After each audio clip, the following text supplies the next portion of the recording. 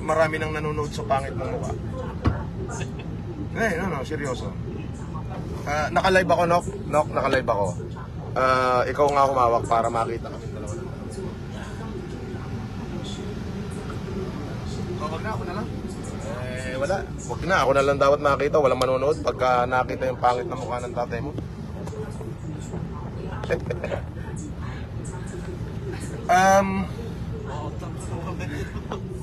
Palabaso ako kasi ako po ay inimbitahan sa loob ng kulungan. Hindi ho para makulong, ha. Hindi para makulong.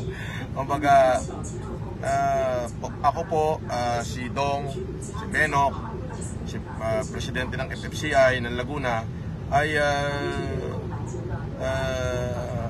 inimbitahan upang mag-anak ng kasal. At sa sobrang busy ng buhay ko, nung panahon ako'y nakalabas na, wala naman akong ginawa kundi maya't mayaan tumulong sa ating mga kababayan. Ang dami ko ho schedule.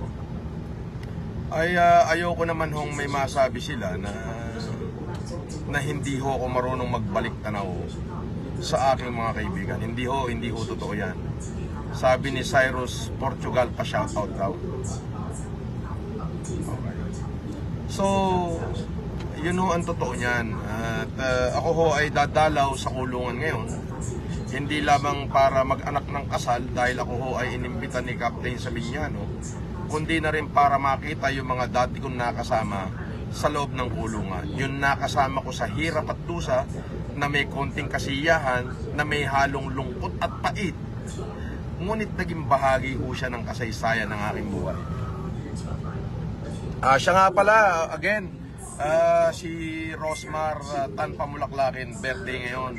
At nagpasalamat siya doon sa aking video message. Ipinost niya sa kanyang FB at saka sa kanyang TikTok. Again, wish ko sa buong pamilya mo, I pray to the greater architect of the universe, the greater architect of the world, with his divine providence and infinite wisdom, to grant you guidance, strengthen both your heart and hand, and so that heart and hand will be fair enough to serve not only your employee and the people, but the less fortunate people of the society.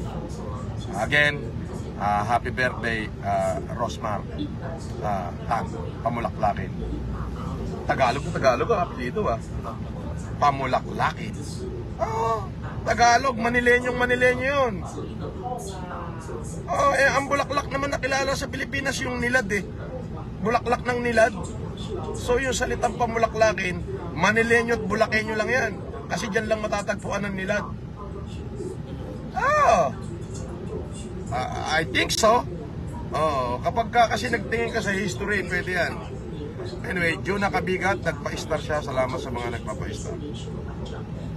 Sabi niya, gwapong mga bitlog ngayon na. Ingat, boss,